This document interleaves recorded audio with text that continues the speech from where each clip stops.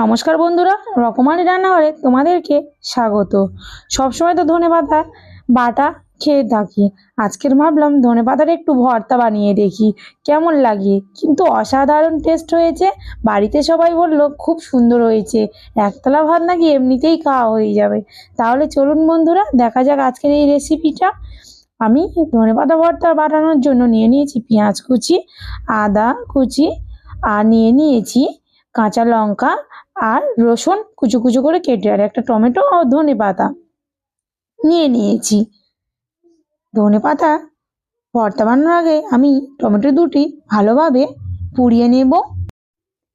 তেলটি দিয়ে দিলাম, তেলটি গরম হয়ে গেছে। এবার দিয়ে দেব রসুন কুচি দিয়ে এবার দিয়ে দেব পেঁয়াজ কুচি দিয়ে দিয়ে দিলাম আদা কুচি, আর দিয়ে দেব লঙ্কা দিয়ে ভালোভাবে একটু নাড়াচাড়া করে একটু ভাজা ভাজা করে নেব।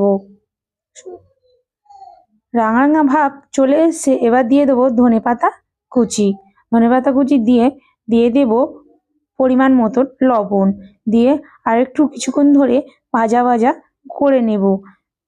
সব কিছু ভাজা ভাজা হয়ে গেছে, এবার নামিয়ে নেব। আর নিয়ে দিয়েছি দুটো শুকনো লঙ্কা। টমেটোটি আমি একটা এখানে দেব, বেশি দেব না, বেশি দিলেও প্রচুর টক হয়ে যাবে, তাই আমি একটা ব্যবহার করেছি। আর এখানে টমেটোর যে উপরের কালো অংশটি উপর থেকে ছাড়িয়ে নিতে হবে, এরকমভাবে ফেলে দিতে হবে। দিয়ে সব উপকরণগুলি একসাথে নিয়ে মিক্সিং জারে একটা পেস্ট বানিয়ে নেব। পেস্টটি বানানো হয়ে গেছে, তার মধ্যে দিয়ে দিলাম ভাজা জিরে গুঁড়ো, আর দিয়ে দেব সর্ষের তেল।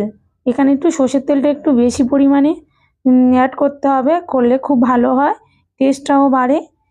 দিয়ে এবার ভালোভাবে একটু নাড়াচাড়া করে নেব, কষিয়ে নেব, নামিয়ে নেব। দেখতেই পাচ্ছ বন্ধুরা কত সুন্দর হয়েছে। আর এমন কষেছে, বাড়িতে অবশ্যই একবার ট্রাই করে দেখবে খেতে খুব সুন্দর লাগবে। আর আমার ভিডিওটি ভালো লাগলে বন্ধুরা লাইক অ্যান্ড সাবস্ক্রাইব করে দিও।